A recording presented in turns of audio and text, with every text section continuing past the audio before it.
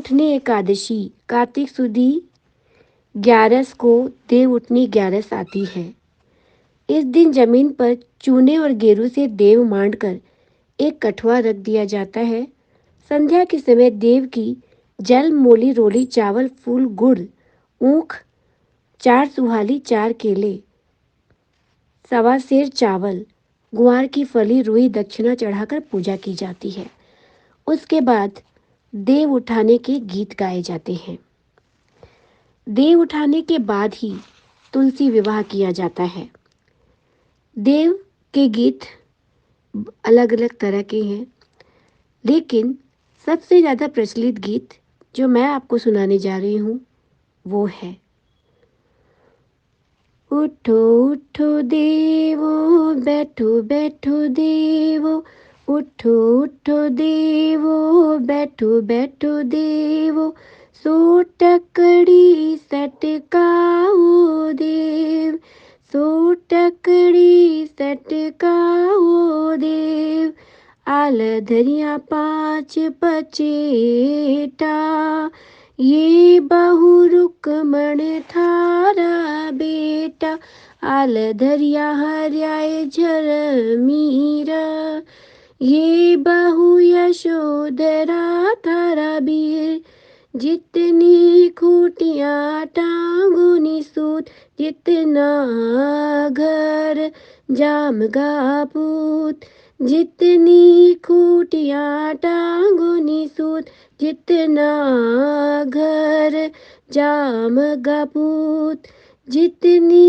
घर सीक सलाई जितनी घर भैवण आई जितनी घर ठीक करिया जितनी घर डी करिया जितनी घर ईटा रोड़ा जितना घर हाथी घोड़ा उठो उठो देव बैठो बैठो देव उठो उठो देव बैठो बैठो देव सो टकड़ी सटकाओ देव सो टकड़ी सटकाओ देव। तो इस तरह देव को जगाया जाता है और उसके पश्चात तुलसा विवाह किया जाता है शालिग्राम जी के साथ। अब तुलसी विवाह करते समय तुलसा जी के विवाह के गीत गाए जाते हैं।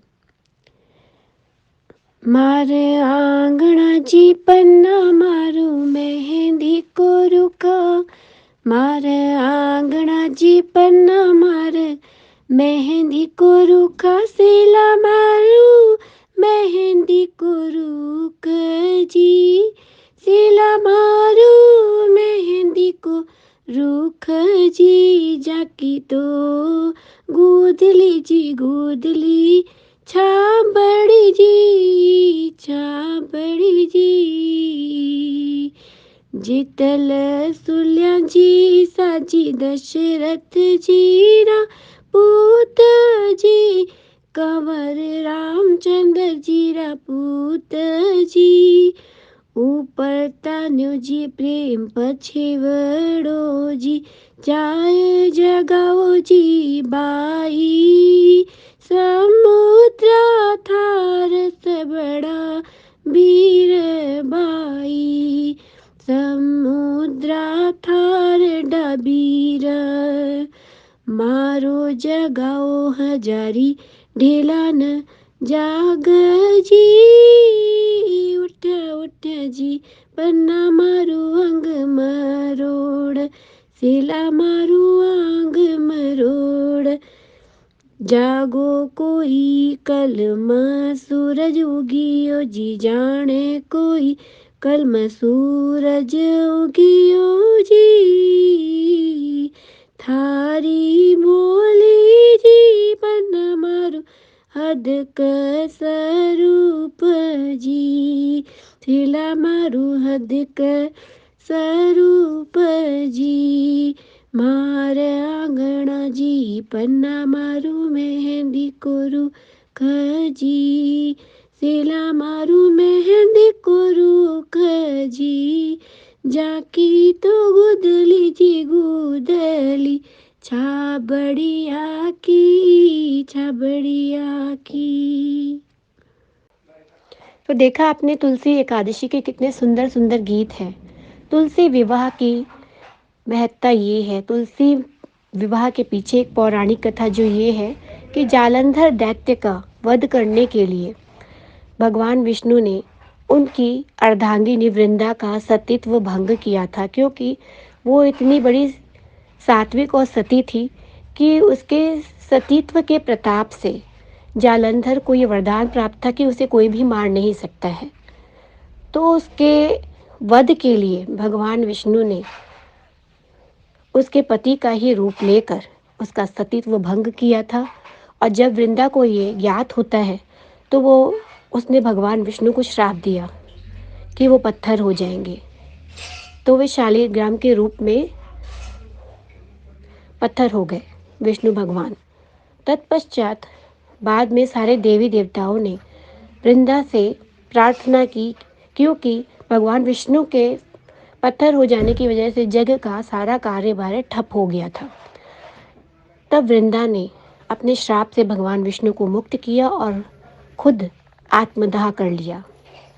तब भगवान विष्णु ने वृंदा से ये कहा था कि वे वृंदा जो है उन्हें लक्ष्मी से भी अब अधिक प्रिय है, इसलिए वृंदा का विवाह तुलसी विवाह के दिन शालिग्राम जी यानी भगवान विष्णु उनके साथ होगा। तब से ये परंपरा चली आ रही है और तुलसी विवाह इसीलिए किया जाता है। हमारे सनातन हिंदू धर्म में हर हिंदू इस पूजा को करता है।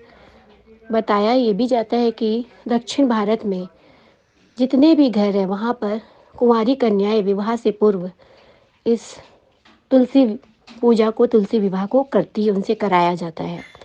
तो हर धर्म में हमारे भारत में जितने भी धर्म हैं उनमें तुलसी विवाह का विभिन्न तरीके से महत्व है, पर है अवश्य। तो तुलसी विवाह की रेडियो हिंदुस्तान की ओर से आप सभी व्यूवर्स को हार्दिक और आनंद शुभकामनाएं। नमस्कार।